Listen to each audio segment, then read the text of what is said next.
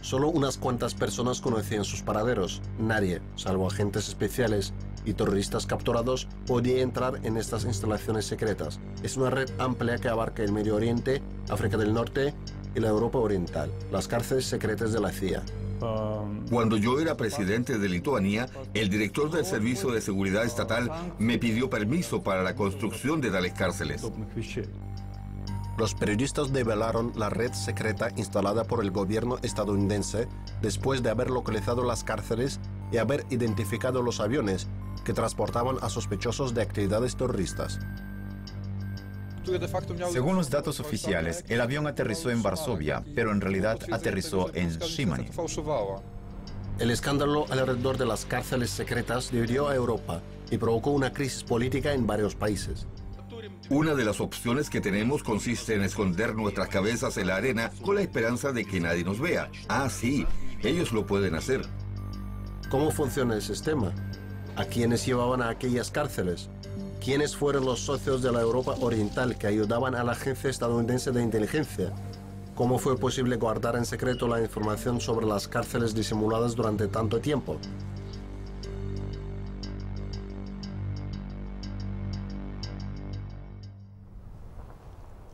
Todo lo que se necesitaba para operar una cárcel secreta, desde septiembre de 2004 hasta noviembre de 2005, estaba aquí, en este edificio. Una comisión parlamentaria lituana seguramente no tiene dudas de que los agentes estadounidenses podrían haber traído a sospechosos de terrorismo aquí. Los vecinos, cuyas ventanas dan a este modesto edificio hecho de ladrillo rojo, a veces llamaban a la policía. Les preguntábamos qué era lo que hacían ahí. Nos contestaban que ganaban dinero. Tal vez algo les toque a ustedes, bromeaban. A los locales no se les permitía trabajar ahí. Nuestros hombres pedían trabajo, pero se les rechazaba. Los guardias hablaban inglés. Una vez vimos entre ellos a un afroamericano. Le dio una patada a un perrito. Quisimos escarmentarle, pero nunca volvió a aparecer. A veces, los residentes de Antavilyae veían camiones cargados de tierra salir del recinto y regresar con cargas de cemento.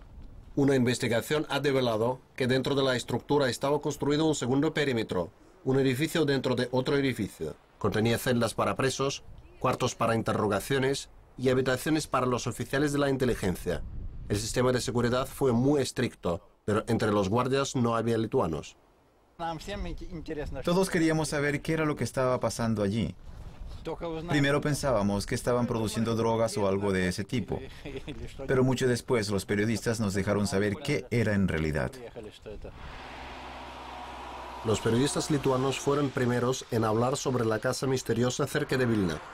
Habían obtenido papeles relacionados con su dominio.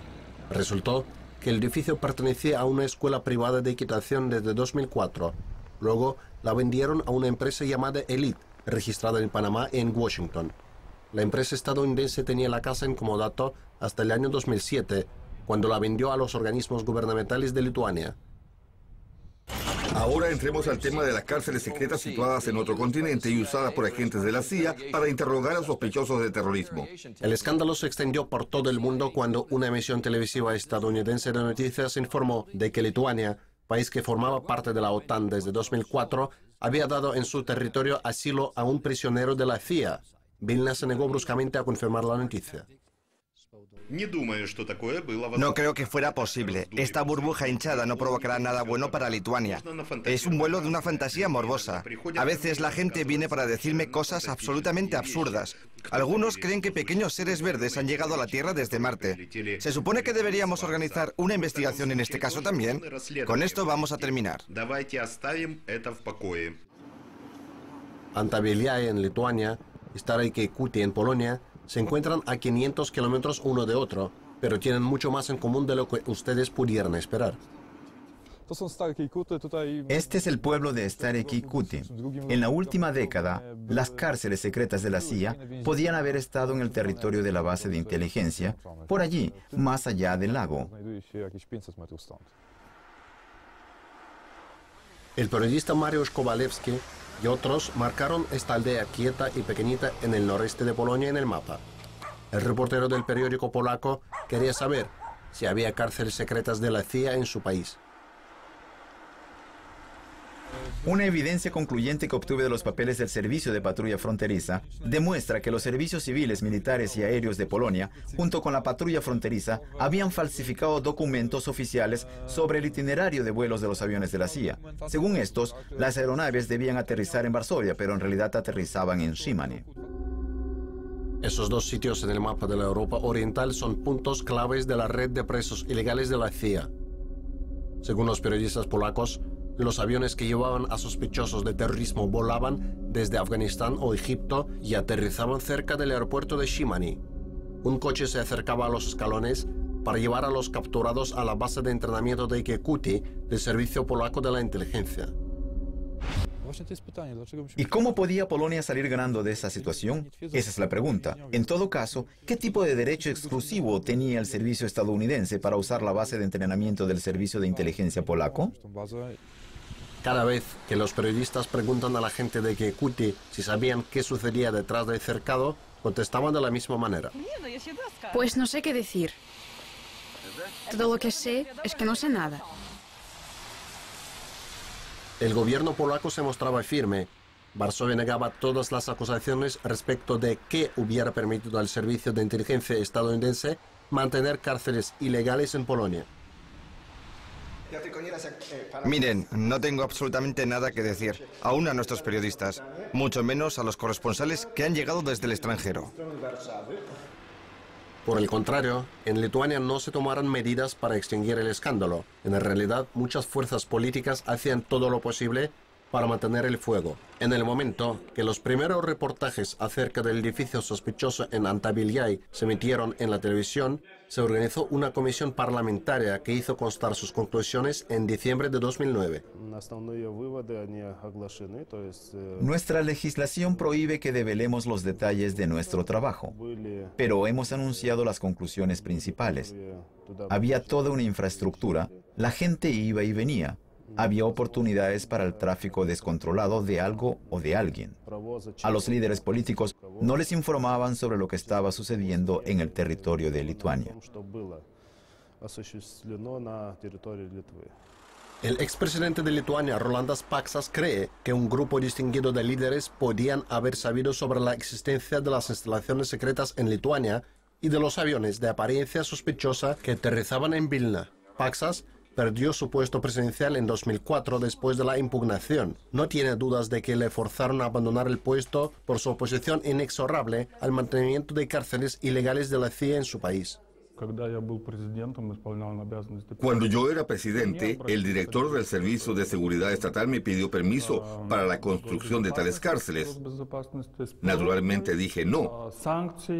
Presté declaraciones acerca de este asunto ante la comisión parlamentaria. El proceso que empezó después de mi rechazo fue en esencia resultado de aquella decisión. El hombre nombrado por el expresidente es Mieczysław Rinkus. En 2004 fue jefe del Servicio de la Seguridad Estatal de Lituania. Cuando el escándalo alrededor de Antaviljai estaba a punto de estallar, le enviaron a la misión diplomática en Georgia, supuestamente para deshacerse de él. La comisión debería dar las respuestas a todas las preguntas, puesto que está autorizada para ello. Voy a informar a la comisión sobre lo que yo sé. Si no hubiera tal comisión, yo contestaría sus preguntas. El alto oficial italiano de la contrainteligencia, Niccolo Polari, tuvo prácticamente la misma expresión en el rostro durante la audiencia judicial acerca del secuestro de Abu Omar en febrero de 2003. En aquel entonces, el egipcio servía de imán en la mezquita de Milán. Mientras caminaba hacia la mezquita de Milán, noté una furgoneta blanca y un Fiat 127 rojo parados en la carretera. Un hombre rubio de ojos azules, de aspecto muy estadounidense, bajó del coche y se me acercó. Dijo que era policía, me pidió que presentara mis papeles. El hombre hablaba italiano. Alemán de la mezquita de Milán lo empujaron al interior del coche, lo ataron y lo llevaron a la base aérea italo-estadounidense de Aviano. Desde ahí, lo llevaron en avión a Egipto, donde le acusaron de mantener contactos con Al-Qaeda. Le interrogaban durante horas. Abu Omar comentó después que a menudo le habían torturado durante las interrogaciones. Sin embargo, los agentes estadounidenses no lograron probar conexión alguna entre el imán y los extremistas. Abu Omar fue entregado a los egipcios, pero le liberaron solo en 2007, cuando se desató el escándalo acerca de su secuestro. El caso de Abu Omar fue el primero en llevar al banquillo de la justicia a más de 20 agentes de la CIA, esto principalmente por la insistencia de Lehman y por la publicidad que el caso había recibido en la prensa italiana. Los jueces italianos reconocieron como culpables a los agentes, pero para aquel entonces todos los estadounidenses involucrados en el secuestro ilegal del ciudadano de Egipto habían partido de Europa. Encarcelaron solo a un oficial de los servicios especiales de Italia y el jefe del servicio de la inteligencia exterior, Niccolo Pollari, renunció. Si el general Pollari tuviera una oportunidad de hablar en público, diría que no estuvo involucrado en el caso. El general Pollari publicó una declaración escrita comunicando que estaba en contra del secuestro de Abu Omar. Por desgracia, aquellos documentos se consideran secreto de Estado. Pero cuando los develen, se hará claro que Italia estaba en contra de tales actividades.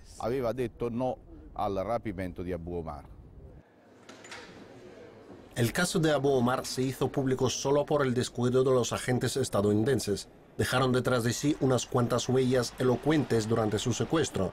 Los periodistas y los jueces obtuvieron llamadas telefónicas descifradas, incluidas aquellas de los cuarteles de la CIA, así como recibos de hoteles y otras cosas. Los defensores de los derechos humanos dicen que muchísima gente tuvo la misma experiencia que Abu Omar. Con mayor frecuencia, los agentes especiales estadounidenses lograban permanecer inadvertidos en la sociedad. Vuelos especiales llevaron a los sospechosos de terrorismo a Afganistán, África del Norte y Europa Oriental. Cuando se conocieron nuevos datos acerca de la cooperación discreta entre los gobiernos de Polonia, Lituania y Rumania, estos resultaron encontrarse en el centro de los escándalos políticos de mucha repercusión. El asunto de las cárceles les ha valido a algunos sus carreras, otros perdieron sus vidas.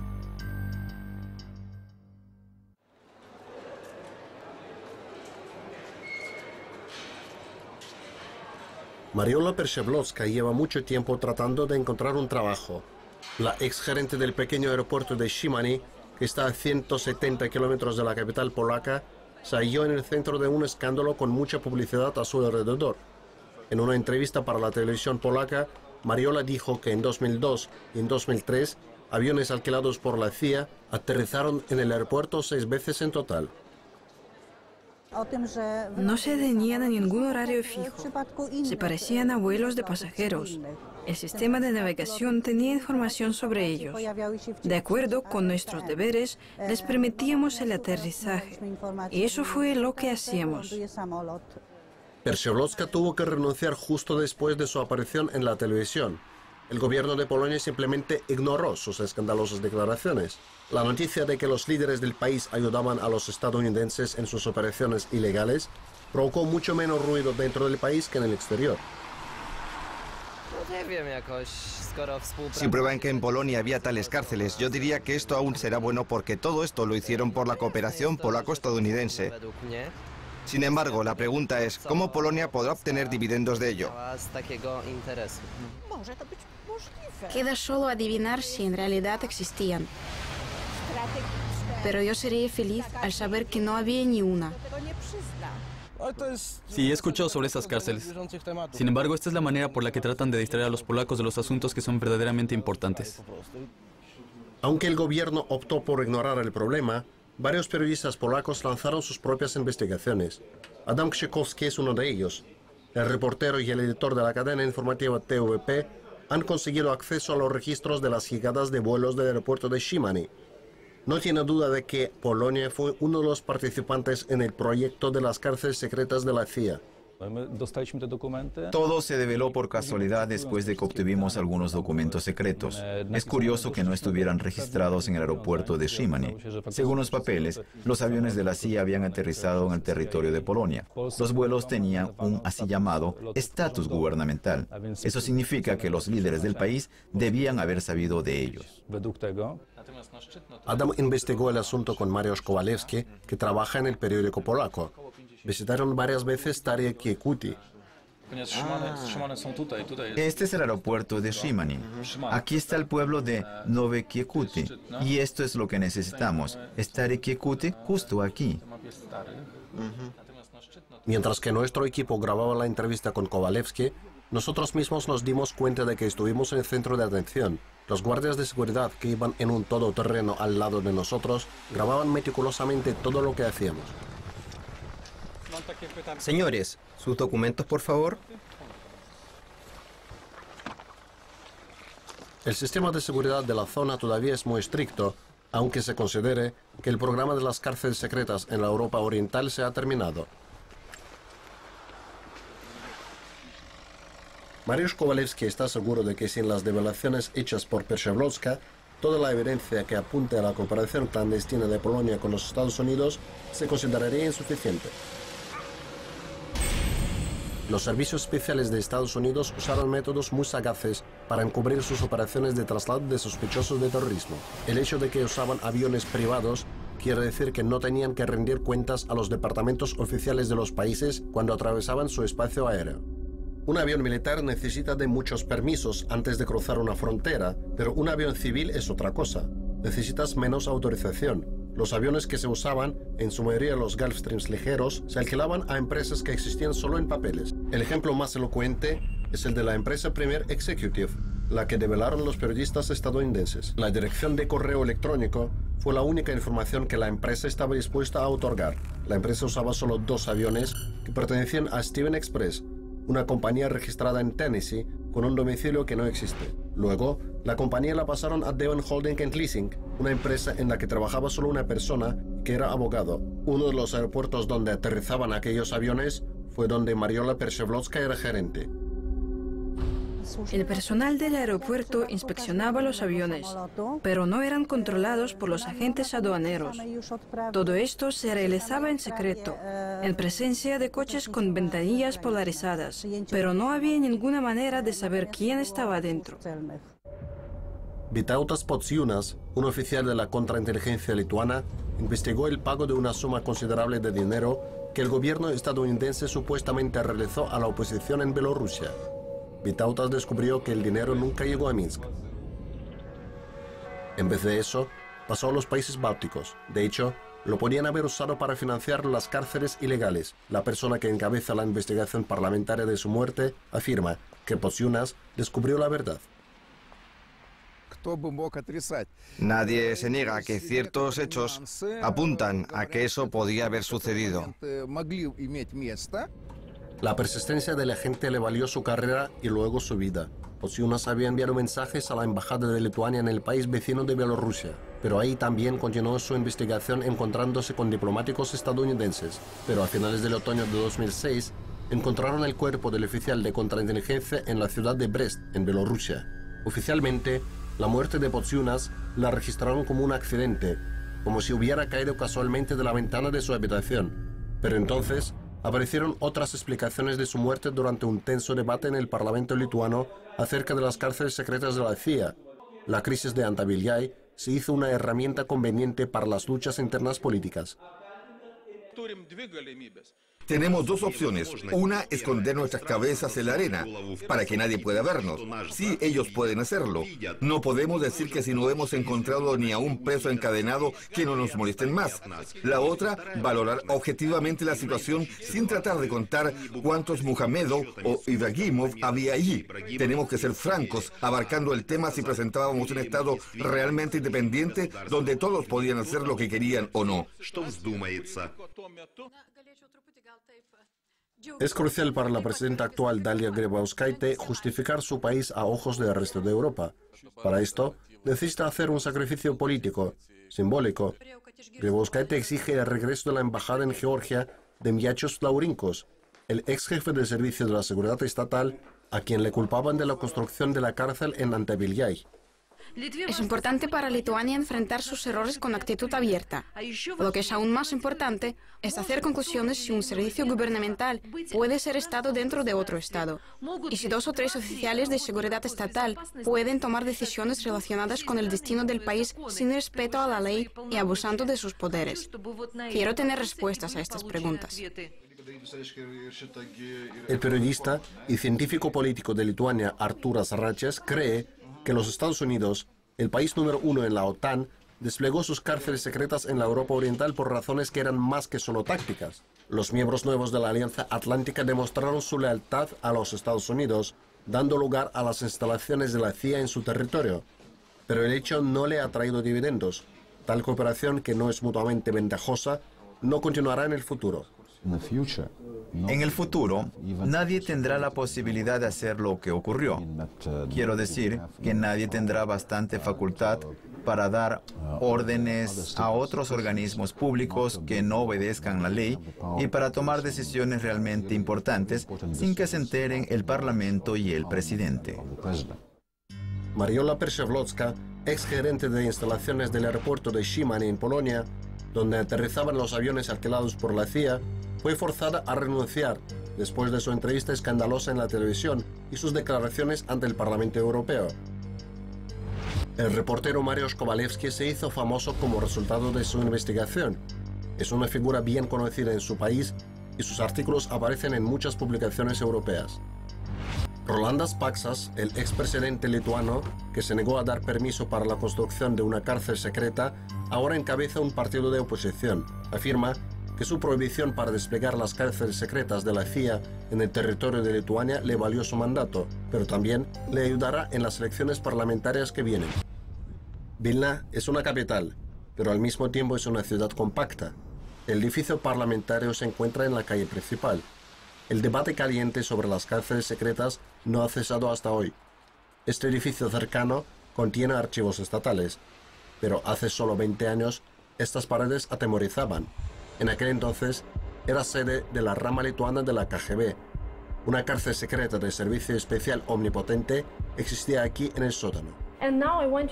Y ahora les quisiera mostrar la primera celda para los detenidos. Pasen por favor más allá. Aquí están dos cuartos pequeños. Se llamaban cajones. Un prisionero podía pasar aquí unas horas mientras que el oficial inspeccionaba sus documentos. El segundo lugar para ellos fue este cuarto, aquí. Se les quitaban todas las cosas como cinturones o cordones de zapatos. Desde entonces, este local escalofriante se ha convertido en un museo. Las entradas valen 2 euros. Una breve excursión vierte luz sobre las vidas de los presos y sobre las prácticas de la interrogación, que suponía lo que se llamaba el uso limitado de la fuerza y presión psicológica. Aquí pueden ver dos celdas iguales. El prisionero podía estar parado solo en su plataforma especial que está en el centro. Era la única superficie donde no había agua fría y durante los inviernos le rodeaba solo hielo. Algunos prisioneros pasaban aquí hasta 3 días, pero había aún los que pasaban 5 días. Los lituanos jóvenes que visitan este museo lo consideran como símbolo de un pasado remoto en la historia de su país. Les parece increíble que una cárcel secreta existiera a 20 kilómetros de Vilna hace solo 20 años. No están convencidos de que los papeles que explican lo que realmente pasaba en el pequeño pueblo de Antaviljai algún día sean desclasificados.